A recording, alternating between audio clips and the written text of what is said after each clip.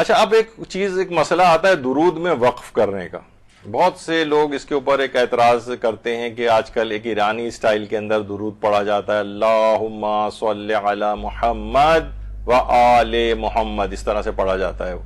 تو اس میں محمد کے اوپر وقف دے دیا جاتا ہے. تو وہ کہتے ہیں یہ تو آپ نے وقف دے دیا، محمد کو آل محمد سے الگ کر دیا آپ نے یہاں پر.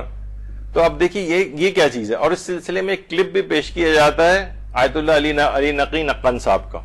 یہ بھی درود پڑھنے کا صحیح طریقہ کے نام سے ہے،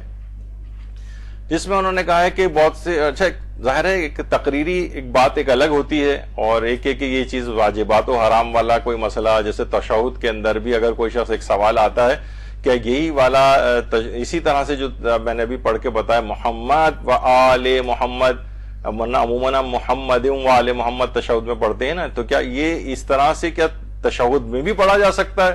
تو جواب ہے کہ جی ہاں پڑھا جا سکتا ہے، یہ وقف شمار نہیں ہوتا.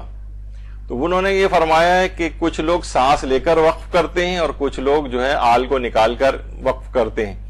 تو ذرا اپنے تقریری لحاظ سے کہا تو لوگوں نے یہ کہنا شروع کر دیا کہ ایرانی جو تشہد پڑھتے ہیں، دیکھیے آیت اللہ نقن نے اس کو جو ہے اس کے اوپر اعتراض کیا ہے جیسے یہ چیز ناجائز ہے کرنا، ان معنی کے اندر نہیں ہے. وہ زیادہ بہتر کے معنوں میں کہ محمد و آل محمد، یہ جو عاطفہ درمیان میں ہوتی ہے تو اس میں ملا کر اس کو پڑھا جاتا ہے.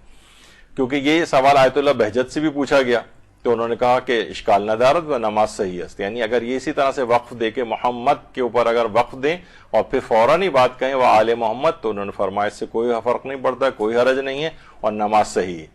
اسی طریقے سے آیت اللہ خامنئی نے بھی اس کو بات کو لکھا کہ در تشہد وقف بر محمد در جملہ اللہم صلی علی محمد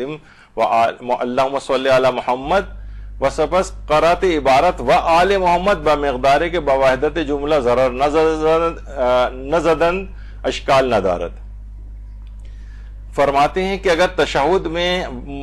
جب اللہم صلی علی محمد کے بعد وقف دے دیا جائے اور پھر اس سے پہلے کہ جملے کو کوئی نقصان نہ پہنچے فوراً ہی وہ آل محمد کہہ دیا جائے تو کیا اس سے کوئی فرق ہے؟ تو انہوں نے فرمایا کوئی فرق نہیں پڑتا، اشکال ندارت، کوئی حرج نہیں. تو بس یہ کہ جملے کے اتنا زیادہ وقفہ نہ ہو کہ وہ جملے کا پورا وہی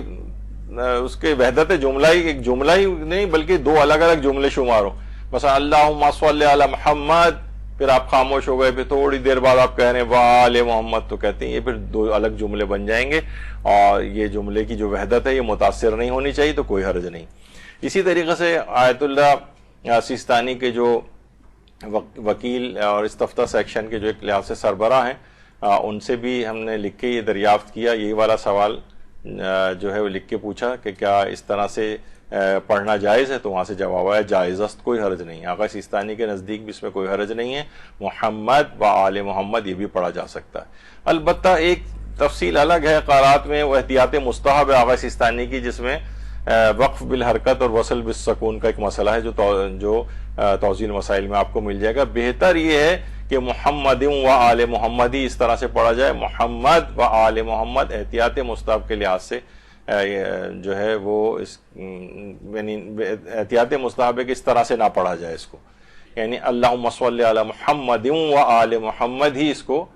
پڑھا جائے. لیکن اگر ویسے بھی پڑھ لیں تو وہ جائز ہے، نماز پر اس سے کوئی فرق نہیں پڑے گا. تو لہٰذا وہ افراد جو کہتے ہیں کہ نہیں یہ ایرانیوں نے ہماری نمازیں غلط کرانی شروع کر دی ہیں اور لوگ اس طرح سے اس کے اندر بھی پڑھنے لگے ہیں اور درود یہ پڑھنا صحیح نہیں ہے، تو یہ بات بالکل غلط ہے، پڑھنا صحیح ہے. بس ظاہر ہے فصیح زیادہ یہ ہے کہ اللہم صلی علی محمد و آل محمد پڑھا جائے.